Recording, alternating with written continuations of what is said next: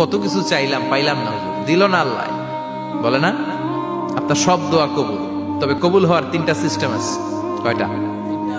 চান্দুল্লার ভাইয়েরা মনে থাকবে কয়টা? আপনি যত দোয়া করছেন সব কবুল, কারণ আল্লাহর কাছে কিছু চাইলে আল্লাহ ফিরায় দিতে জানে না। আল্লাহ জানেই না কেমনে ফিরায় দিতে হয়। সুবহানাল্লাহ কোন?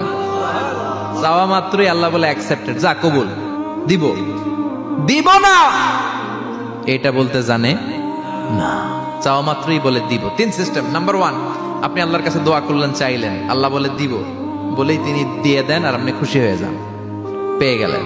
নাম্বার 2, আপনি আল্লাহর কাছে দোয়া করলেন, চাইলেন, তখনও আল্লাহ বলে দিব, তবে এখন না, সবুর, একটু পরে দিব। কখন দিলে আমার জন্য ভালো, আমার চেয়েও ভালো জানে কে, পরে দিবে।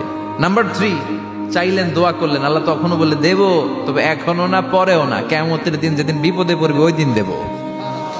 যেদিন তোর বাবা তোরে চিনবে না, তোর মা তোরে চিনবে না, বন্ধু বন্ধুরে চিনবে না, পীর সাহেব মুরিদরে চিনবে না, মুরিদ পীর সাহেবরে চিনবে না, ইমাম সাহেব মুসল্লিরে চিনবে না, মুসল্লি ইমাম সাহেবরে চিনবে না, কেউ কাউরে চিনবে না। ওই কঠিন দিনে তোরে আমি বাঁচাইয়া দেব। তাই দোয়া যা করছেন ছোটবেলা থেকে আজকে পর্যন্ত, লস হয়েছে না লাভ? লস না লাভ? এজন্য বেশি বেশি দোয়া করার দরকার আছে না নাই?